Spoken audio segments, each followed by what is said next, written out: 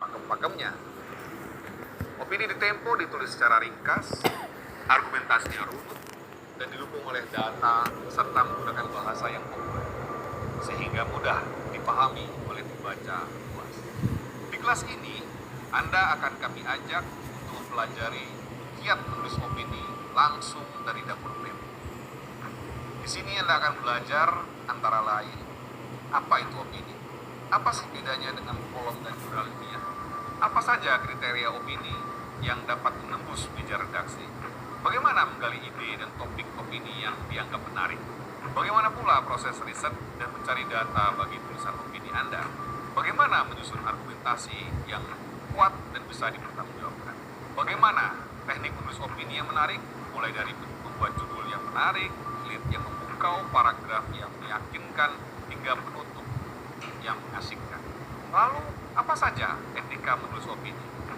Tidak hanya belajar teori, kami juga telah menyediakan berbagai contoh, studi kasus, dan self-assessment yang akan menuntun Anda menulis opini, tahap demi tahap. Ikuti kelasnya di Tempo Institute.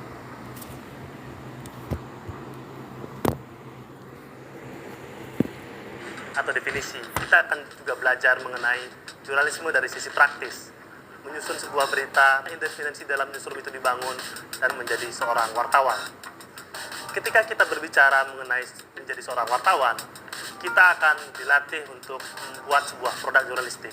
Misalnya menyusun sebuah peliputan, menyusun angle, melakukan riset, melakukan reportase di lapangan, menulis berita, dan menyuntingnya menjadi sebuah produk jurnalistik yang sesuai dengan kaidah-kaidah jurnalistik. Di digital ini, semua orang bisa menjadi konsumen ataupun produsen informasi. Semua orang bisa membuat tulisan, konten blog, media sosial, atau apa saja. Persoalannya, bagaimana membuat tulisan kita kontennya berkualitas. Nah, cara-cara jurnalistik bisa membantu kita membuat tulisan yang berkualitas dan juga menarik. Setelah selesai menemukan ide, kita harus menentukan angle atau sudut pandang.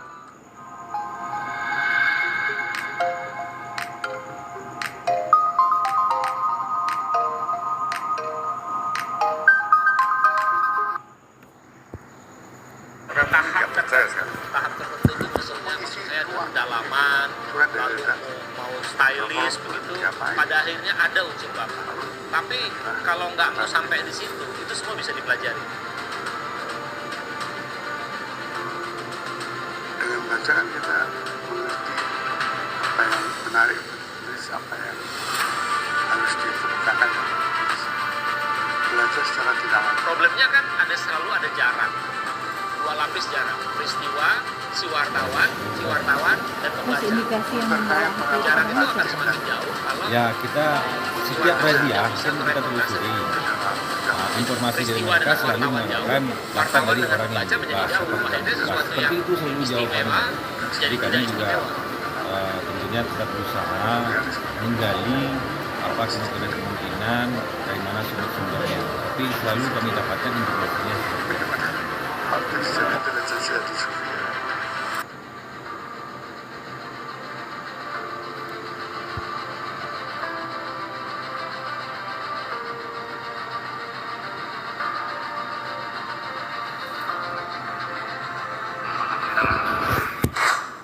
Saya sendiri juga pernah beberapa kali diancam, salah satunya diancam dibunuh oleh seorang narapidana kasus korupsi.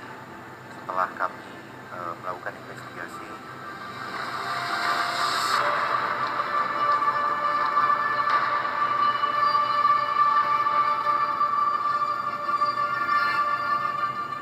sebelum kita beranjak lebih jauh, coba pikirkan, apa yang membuat liputan seperti Watergate yang menjungkalkan Presiden Amerika Serikat Richard Nixon pada 1974 atau Panama Papers yang menggoyangkan politikus dan usaha di banyak negara terus diingat dan berdampak luas?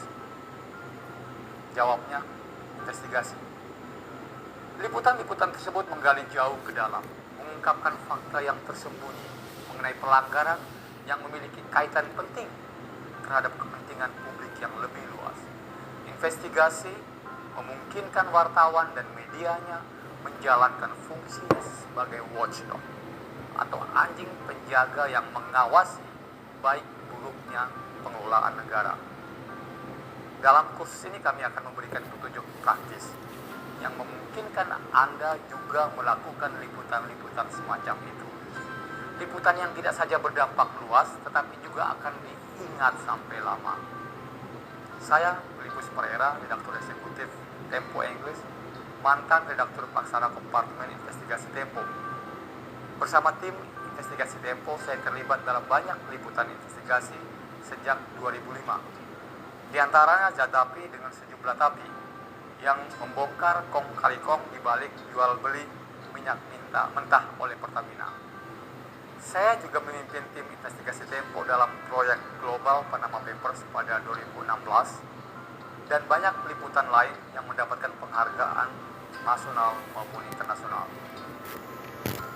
Bagaimana kami bisa melakukan semua itu? Jawabnya praktek dan latihan selama bertahun-tahun, serta kompetensi yang diwariskan melalui pelatihan dan mentoring internal. Nah, dalam program belajar mandiri ini, saya dan wartawan investigasi Tempo yang lain akan membagikan rahasia dapur kami tentang bagaimana melakukan liputan investigasi itu. Dari mencari ide, merumuskan angle dan posisi, merencanakan investigasi, mengumpulkan bahan, menganalisa bukti, hingga memproduksi berita investigasi. Juga akan ada contoh-contoh bagaimana wartawan Tempo melakukan. Akan ada tips tentang cara menjaga keamanan diri dan data selama liputan, serta aspek hukum dan etika yang perlu diperhatikan selama melakukan liputan dan setelah itu. Untuk membantu memahami materi dengan lebih baik, kami menyertakan video dan latihan guna menumbuhkan kompetensi di bidang liputan investigasi yang tentu saja dapat Anda kerjakan sendiri di rumah. Terima kasih telah mengunjungi kursus ini. Mengawetkan informasi yang dikenal dalam atau menjadi salah satu ragam dalam teknik menulis berita dalam jurnalisme. Jadi informasi dikemas sedemikian rupa agar informasi yang tersampaikan kepada pembaca itu lebih soft dan lebih menghibur kepada pembaca. Informasinya sama, tetapi feature lebih mengutamakan bagaimana mengemasnya. Karena itu feature yang paling pertama kita kenali adalah ceritanya, bukan informasinya. Ya, feature ini kalau tidak salah ditemukan tekniknya pada tahun 1960-an ya di Amerika, tentu saja karena jurnalisme berkembang sangat pesat dari sana. Walaupun jurnalisme sebagai produk menyajikan berita itu datang dari Eropa.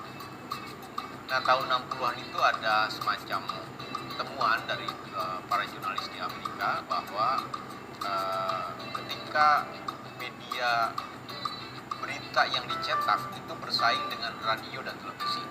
Sementara media cetak itu tidak bisa menghadirkan wajah, menghadirkan suara, menghadirkan suasana langsung seperti TV.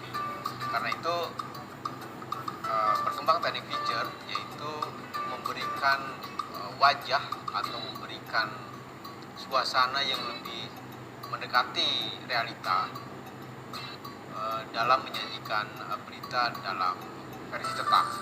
Tentu saja dalam radio atau dalam televisi hal itu tidak bisa atau hal itu tidak diperlukan. Nah, para jurnalis cetak di Amerika itu merasa perlu agar berita mereka tetap dibaca dengan bersaing dengan televisi. Karena itu muncul teknik feature. Kemudian ada berbagai ragamnya ya, ada literary journalism, kemudian ada semacam jurnalisme sastra gitu. Di majalah Tempo itu karena dulu para pendiri, para wartawannya itu berasal dari para sastrawan, maka mereka mengadopsi feature itu ke dalam penulisan berita.